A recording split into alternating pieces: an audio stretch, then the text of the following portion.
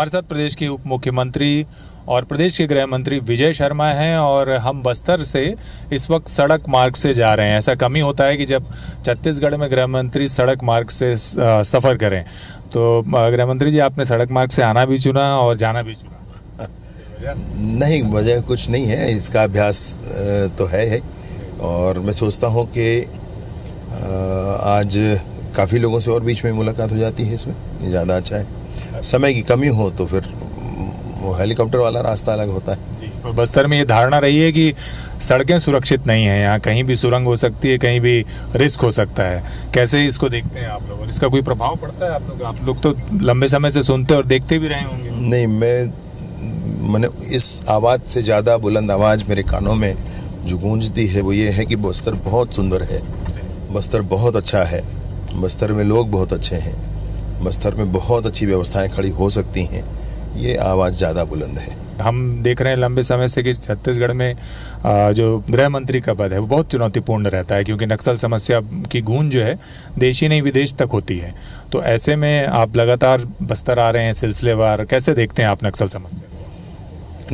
मसला ये है कि बस्तर में विकास पहुंचना चाहिए गांव तक। स्कूल, अस्पताल, आंगनबाड़ी, सड़क, बिजली, पानी, मोबाइल टावर, आखिर इससे बस्तर गांव के लोग क्यों वंचित रहें? इसको पहुंचना ही चाहिए। मैं बस्तर आज जो आया हूं वो इस अभिप्राय से आया हूं कि सरकार का जो हिस्सा आपको पूरे नक्सल उन्मूलन के अभियान में दिखाई देता है वो पूरे अभियान का 20% ही होता है, जो कि ऑपरेशंस है, पुलिस ऑपरेशंस है, वो एक सुरक्षा बलों के द्वारा ऑपरेशंस है। बाकी और 80% अभियान है जो अन्य स्थानों पर है। नैरेटिव सेट कैसे होगा, कैसे लोग और उस दिशा में ना आगे बढ़ें, जो बढ़ चुके हैं वो वापस आएँ, उनके द्वारा जिन लोगों को परेशानियां हुई हैं, सिविल सोसाइटी के लोगों को, उनको कुछ राहत मिल सके, इन सारे विषयों पर काम करने की आवश्यकता है। तो जो वापस आएंगे यानी कि पुनर्वास होंगे, हमेशा ये होता है कि पुनर्वास की नीति कैसी हो इस पर चर्चा हो जाती है पत्रकारों के बीच में, नेताओं के बीच में, अन्य सामान्य लोगों के बीच में।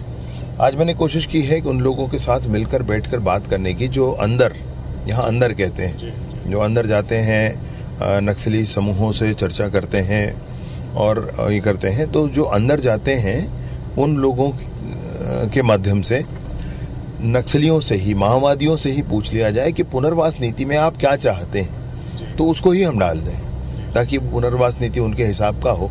तो जिसको पुनर्वास करना है, जिसको सरेंडर करना है, वही सरेंडर पॉलिसी में बताएं। मुझे ये लगता है कि जो बड़े नक्सली हैं, चूँकि स्थानीय लोग तो सारे यहीं के हैं, जो बड़े नक्सली हैं वो जाकर वापस हैं, वो वहीं के, आंध्रा के हैं, तेलंगाना के हैं, ऐसा मुख्यतः इसलिए वो वहाँ चले जाते होंगे, वहाँ की सरकार से कुछ एश्योरेंस करके, ऐसा मुझे लगता है। और कोई बहुत बड़ा कारण नहीं है इसके पीछे।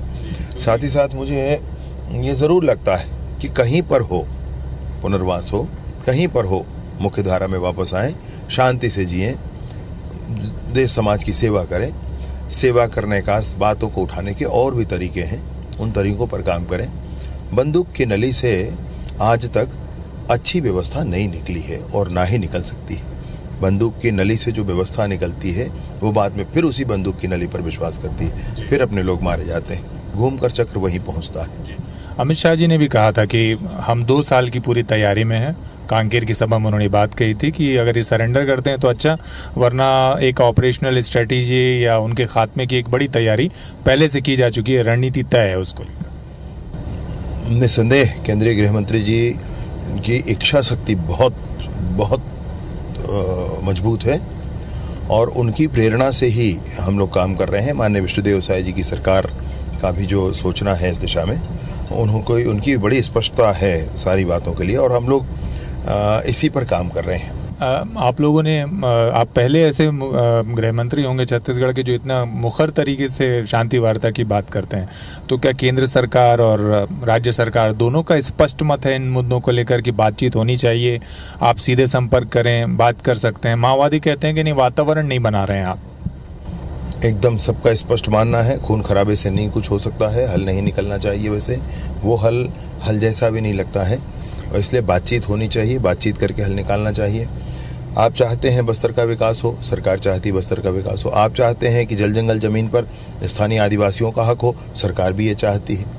आप सोचते हैं कि यहाँ पे जो संसाधन है उसका विदोहन हो, विनाश विहीन हो और यहाँ पे स्थानीय लोगों की उन्नति के कार्य पर ये काम लगे।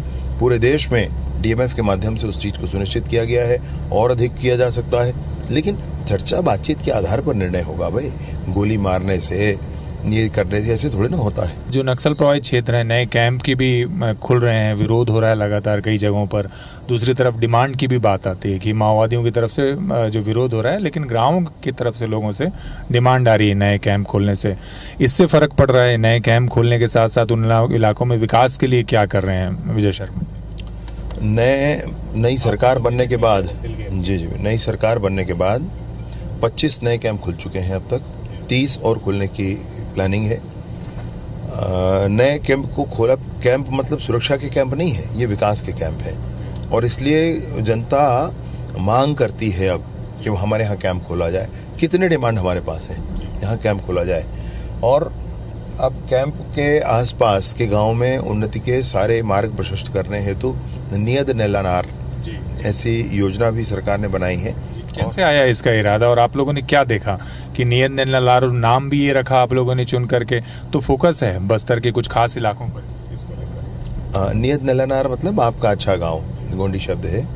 तो जब मंथन हुआ, कई बार बातचीत हुई, तो ये बात ध्यान में आया कि मूल विषय तो विकास है, वो विकास पहुंचना चाहिए गांव तक, तो नहीं पहुंच पाता है। उसके कारण में भी, उसके पीछे में भी नक्सली हैं, ना सड़क बनने दे रहे हैं, ना पुल पुलिया बनने दे रहे हैं, ना प्रधानमंत्री आवास पहुंच रहा है, ना राशन पहुंच रहा है, ना नरेगा के काम पहुंच रहे हैं, कुछ भी नहीं पहुंच पा रहा है। एग्रीकल्चर से लेकर के कितनी चीज़ें, अब ये नहीं पहुंच रहा है। तो कैंप के आसपास इन सारी चीज़ों को डेवलप करके और उनको किसानों को, ग्रामीणों को दिया जाए। जब लोग मिलने आते हैं, आप सिलगेर में मिले, बच्चों से भी बात किया आपने, वहाँ पर बहुत से लोगों से मिले, तो आप कौन सी चीज़ें देखते हैं वहाँ लोगों से बातचीत करने के दौरान, नक्सल प्रभावित क्षेत्रों के युवाओं से बातचीत करने के दौरान? आपने ये भी कहा कि हम वहाँ के जो प्रभावित लोग हैं उनको बातचीत में प्राथमिकता देना चाहते हैं, विकास के लिए अलग अलग क्षेत्रों पर ले जाना चाहते हैं, दिखाना चाहते हैं कि सरकारें कैसे विकास कर रही हैं। मैं सिलगेर गया था जी, मैं सिलगेर गया था, तो हमारे एसीएस साहब भी थे, एसीएस होम थे, और पीएस जो सेक्रेटरी मैडम है पंचायत विभाग की, वो भी थी। हम लोग सभी लोग गए थे और वहाँ पर सिलगेर के बच्चों ने गाना गाया था और वो गाने का वीडियो भी मेरे मोबाइल पर है। मैं सोचता हूँ कि दुनिया का सबसे मेलोडियस गाना वो था आज तक का, जिसमें उन्होंने ताली बजाकर कहा था कि हमको भी कलेक्टर साहब बनना है, हमको भी एसपी साहब बनना है। ये उच्च आकांक्षाओं के को निरूपित करने वाले गाने हैं, उनके शब्द हैं, उनके राग हैं, उनका भाव है। इस भाव को जीने देना चाहिए उनको, इस भाव के लिए उनको पूरी स्वतंत्रता, पूरी आज़ादी मिलनी चाहिए। बस्तर में ख़ास तौर पे जो सड़कें हैं अंदरूनी क्षेत्रों पर, एक नक्सलवाद के उन्मूलन के लिए विकास, सुरक्षा और विश्वास, ये कॉन्सेप्ट पर पिछली सरकार ने काम किया। मल्टी प्रॉन स्ट्रेटजीज़ की बात होती है। आपने भी कहा कि अर्बन जो सपोर्ट है या एक माइंडसेट है, जिस परसेप्शन बदलने की बात है, वो भी प्रयास करने की ज़रूरत है।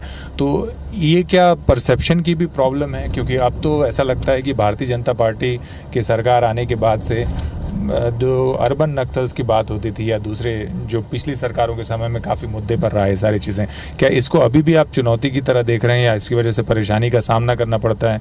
दूसरी तरफ हम देख रहे हैं कि सर्व आदिवासी समाज का ही एक धड़ा, उन जो सिलसिलेवार जो मुठभेड़ें चल रही हैं उनको लेकर वो कह रहे हैं कि ये फर्जी मुठभेड़ें हैं, उसके लिए वो गाँव का विजिट कर रहे हैं। तो ये पहले भी ये सिलसिला चलता रहा है, इन पर आप क्या सोचते हैं?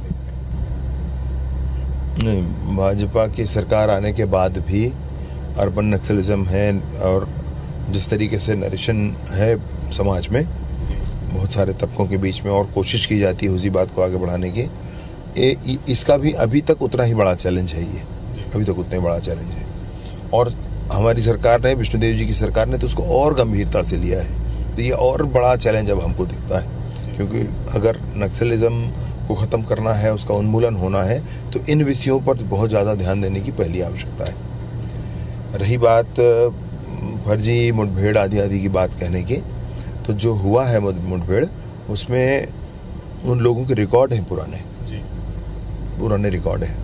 तो जिनके पुराने रिकॉर्ड पहले से ही हैं, आप उनको कैसे नक्सली के फर्जी कह देंगे? क्योंकि आपने पहले भी कई बार कहा है कि सिर्फ भाजपा के नेता ही टारगेट हो रहे हैं नक्सल प्रभावित क्षेत्र में, तो ये वैचारिक तौर पे ज़्यादा संघर्ष की स्थिति पैदा करती है माओवादियों के खिलाफ भाजपा, ये वजह है लगता है आपको? और इसके लिए जो जमीनी कार्यकर्ता हैं आपके, उनके साथ कैसी मुश्किलें? आप लोग सुरक्षा तो दे रहे हैं लेकिन उनको काम करने में तो दिक्कत होती ही होगी अंदरूनी क्षेत्र? निसंदेह होती। भाजपा में मैंने इन विषयों की बड़ी स्पष्टता है और बड़ी कठोरता से इसको हम लागू भी करते हैं। नेशन फर्स्ट ऐसा है तो ये सिर्फ एक स्लोगन में नहीं है, ये हमारे कामों में भी है। हमको बहुत स्पष्ट है कि देश ही सबसे महत्वपूर्ण है, वही उसी के ध्यान पहले होना चाहिए। इसमें आपको मैं बताऊं कि 3 नए जो कानून आए हैं अभी, IPC, CRPC और इंडियन एविडेंस एक्ट को बदल करके जो 3 नए कानून आए हैं, उन 3 नए कानूनों में राजद्रोह हटा दिया गया है। कहा जाता था कि क्या करेंगे, वो राजद्रोह हटा दिया गया है। अब आप राजा को गाली देने पर आपके ऊपर राजद्रोह नहीं लगेगा, अर्थात प्रधानमंत्री मुख्यमंत्री को आप गाली देंगे तो आपके ऊपर राजद्रोह नहीं लगेगा। अभी लगता है वो नहीं लगेगा, वो अंग्रेजों ने लगवाया था उस समय, वो चल ही रहा था, उसको हटा दिया। लेकिन अब राष्ट्रद्रोह लाया गया है कि अगर देश के प्रति द्रोह करेंगे तो 1 मिनट नहीं छूटोगे आप। माओवादियों के लिए क्या कहेंगे? आपने शांति वार्ता की तो बातें कही, आपने सुना भी होगा उन्होंने कहा कि एनकाउंटर्स कर रहे हैं, वातावरण नहीं बना रहे। नहीं, वातावरण बनाने का अर्थ क्या है भाई? जब बात कहते हैं कि कैंप उठा लिया जाए या कैंप में 6 महीने तक अंदर रहें, तो ये सब नहीं होता है ना भाई, ये सब नहीं होता है। मतलब निशर्त बात करें, आप चाहते हैं आपको कॉल करें? हाँ, मैं ये चाहता हूँ, ये मुझे बता दे, मैं कॉल कर लूँगा भैया। मुझे कोई बता दे, इस नंबर पे फ़ोन कर लो, मैं बात कर लूँगा। मुझे कोई बता दे कि ऐसे बैठकर बात करने से बात होगी, वो बात कर लेंगे। लेकिन वो 6 महीने ऐसा वैसा, ये सब मतलब नहीं है। मतलब आप नहीं चाहते हैं, उसका ये मतलब होगा। तो बातचीत करने के लिए सरकार भी तैयार है। आप क्या चाहते हैं ये बताएं। जो आप चाहते हैं सरकार उससे अलग नहीं चाहती, आप उन्नति चाहते हैं, सरकार भी चाहती है उन्नति। रास्ते क्यों अलग हैं? ये पूरी दुनिया में साबित हो चुका है कि बंदूक की नली से कोई विकासात्मक कार्य नहीं हो सकते हैं। इन्होंने तो आत्मानंद स्कूल खोलने के लिए कितने स्कूल बंद किए, जितने बंद किए उसके सेटअप खत्म हुए, यहाँ नई सेटअप नहीं दिए हैं। यहाँ पर तनख्वाह कैसे लोगों को मिलेगी, इसकी कोई व्यवस्था नहीं की गई है आत्मानंद स्कूल के लिए। मतलब ये सारी बातों के साथ भी आज भी भाजपा की सरकार में बिल्कुल कभी नहीं सोचा जा रहा है। और नाम बदलने से या कुछ ये करने से फर्क नहीं है भाई, काम धरातल पर होना चाहिए। जो रीपा है आपका, नरुआ गरुआ भाड़िए, ये सब जो स्कीम्स हैं, इन पर भी आप लोग कुछ सोच रहे हैं? रीपा का जो विषय है उसकी जांच करवाई जा रही है, उसमें घोटाला बहुत हुआ है। इंडस्ट्रियल पार्क कहना और उसको कॉन्सेप्चुअली करना ये ठीक है, उसको कोई बात नहीं, होना भी चाहिए, अच्छी बात है। लेकिन फाइनली क्या हुआ कि रीपा में भ्रष्टाचार बहुत हो गया, उसके निर्माण कार्यों में, इन सारी चीज़ों में भ्रष्टाचार हो गया। गौठान जो है, गौठान जो नरवा गरवा के अंतर्गत आएगा जो है, तो गांव में वर्तमान में ये है कि गायें घरों में नहीं रह पा रही हैं, जगह नहीं है, लोग बढ़ गए हैं, जगह कम है बस्ती के अंदर, वो छोड़ दे रहे हैं।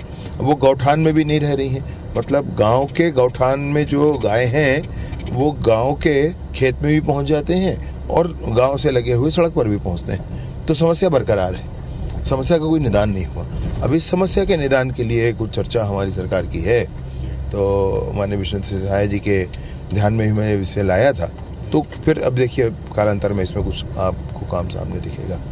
ये थे विजय शर्मा जी, आपने सुना उनकी बात कि बस्तर को लेकर शांति की बात भी चलेगी और माओवाद समस्या के समाधान के लिए जो विकास का मॉडल है उस पर भी काम होगा। नियत नीलानार के गांव जल्द ही नई शक्ल में दिखाई देंगे संवेदनशील क्षेत्रों में। कैमरामैन सोमेश के साथ नरेश मिश्र, IBC 24 बस्तर।